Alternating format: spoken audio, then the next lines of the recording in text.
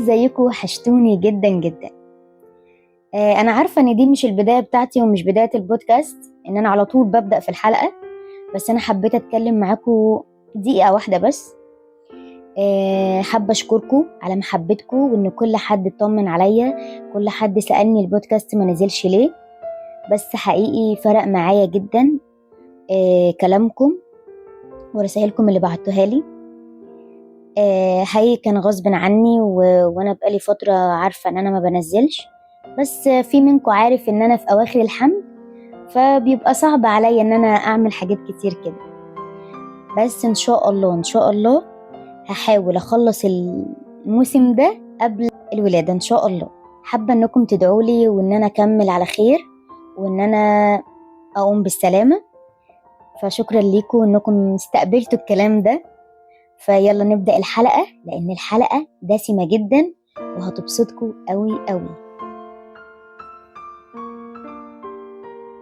تخيل معايا كده إنك داخل سباق جري، وفجأة لقيت نفسك مش بتجري في المسار بتاعك، لأ، ده انت نطيت في المسار اللي جنبك عشان تجري جنب واحد تاني، واحد متعوب عليه صح.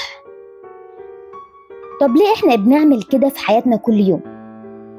أهلا بيكم، أنا نرمين حكيم وده بودكاست ألم حب. والموسم الثالث دلوقتي بنحاول نفكك شوية جمل ومسلمات بتسيطر علينا من غير ما نحس.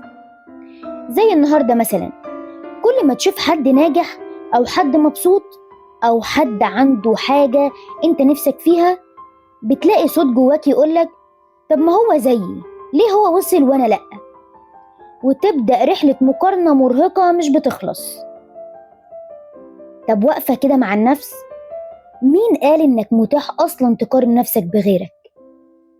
مين قال إن مسموح لينا إننا نقيس حياتنا بصورة منشور على السوشيال ميديا؟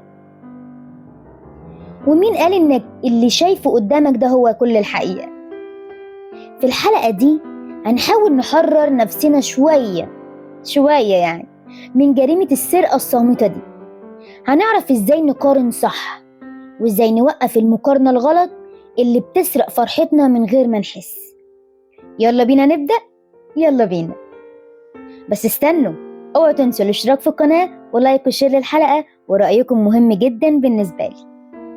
تخيل معايا الموقف ده، تصحى الصبح تفتح التليفون تشوف زميلك في الشغل فاتح مشروعه الجديد، صور وفيديوهات وافتتاحات، تقول لنفسك طب ما احنا كنا سوا في الكلية، ليه هو جري قدام كده وانا لسه مكاني محلك سر؟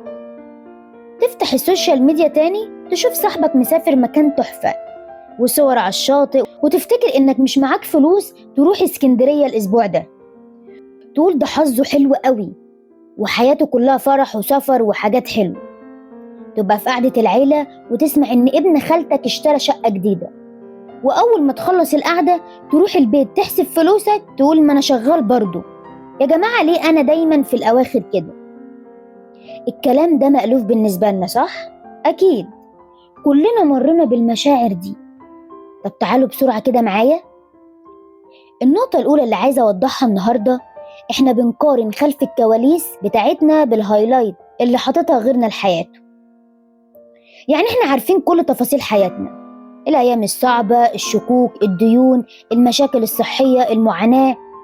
لما بنشوف حياة غيرنا بنشوف بس 10% اللي هم بيختاروا يعرضوها. افتتاح مشروع، مش السنين التعب اللي قبلها. الصورة على الشاطئ، مش مشاكله الشخصية اللي ممكن يكون مخبيها وبيهرب بيها بالكام صورة دول. وتفتكروا المثل المصري الشهير كل أزازة وليها غطا. احنا بنقارن أزازتنا العادية مع أزازة تانية شايفينها من بره ولسه مفتحناهاش عشان نشوف جواها ايه. يعني لو صاحبك ناجح في شغله، ممكن يكون ناجح عشان هو بيشتغل 18 ساعة في اليوم ومش شايف أهله. انت عاوز النجاح ده ولا عاوز وقتك مع عيلتك؟ كلنا بنختار من غير ما نحس. فكرة النجاح نفسها ليه حاطينها في قالب معين؟ النجاح يعني فلوس كتير ولا شقة كبيرة ولا كارير عالي؟ في واحد بقاله 10 سنين ماسك نفس الشغل، مرتبه متوسط لكن بيصرف على أهله كويس وعنده وقت يلعب مع أولاده وصحته كويسة. هل ده مش نجاح بالنسبة لكم؟ نيجي للنقطة التانية المهمة قوي.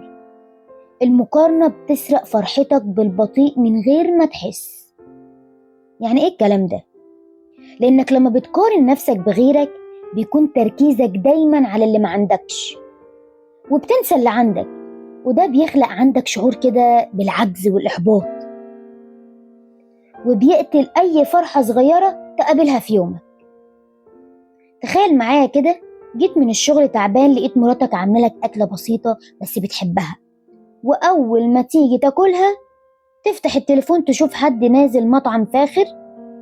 هنا بقى بتبطل تتلذذ بالأكلة دي، بتبطل إنك تشوفها مميزة بالنسبة لك، بتبطل تشوفها إن مراتك عملتها في وسط زحمة يومها.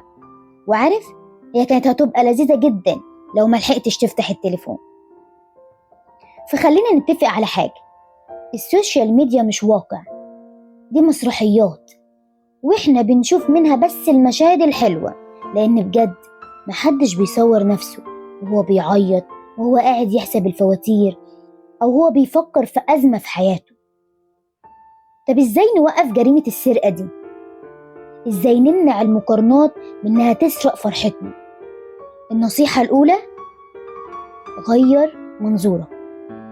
بدل ما تسأل ليه هو عنده وأنا ما عنديش، اسأل إيه اللي أقدر أعمله أنا عشان أوصل للهدف بتاعي. حول التركيز من الغير لنفسك أنت وبس. النصيحة التانية، اكتب قائمة النعم.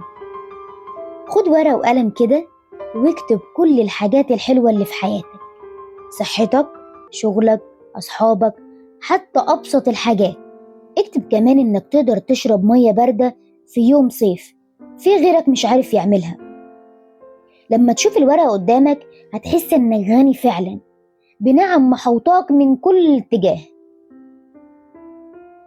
النصيحة الثالثة، حدد نجاحك بنفسك. ايه تعريفك انت للنجاح؟ مش تعريف المجتمع، تعريفك انت، ولا تعريف اهلك ولا تعريف السوشيال ميديا. ايه اللي يخليك انت تحس بالانجاز والفرح؟ ركز على ده بس. وخليني اقولك حاجة اخيرة مهمة قوي، النجاح مش سباق، ومفيش حد بيجري في نفس المسار بتاعك. كلنا لينا ظروفنا، لينا طريقنا، لينا توقيتاتنا المناسبة لينا. الورد بيطلع في الربيع، والشجرة بتطلع ثمار في الصيف. مفيش وردة بتقول للشجرة ليه أنا مش زيك. فخليك أنت ركز على خطواتك، افرح بإنجازاتك الصغيرة، واعرف إن كل واحد فينا ليه رحلته المميزة والفريدة عن غيره. ما تنساش، الفرحة مش في الوصول، الفرحة في الرحلة نفسها. افرح بخطواتك، افرح بنفسك، وخلي المقارنات دي تفضل بره قلبك. وحابة أسألكوا سؤال مهم تاني، ايه أكتر حاجة ممكن تسرق فرحتك؟ هستنى إجابتكم في التعليقات. وشكرا ليكم إنكم معايا النهاردة، وحابة أعرف رأيكم في الحلقة. وما تنسوش لايك وشير، ولو في أي موضوع حابين نتكلم فيه ابعتولي على رسالة صفحتنا على السوشيال ميديا. واستنوني قريب في حلقة جديدة ونتعلم سوا ازاي نعيش بحرية أكتر. كانت معكم نرمين حكيم، وده بودكاست قلم حبر. استنوني في الحلقات الجاية.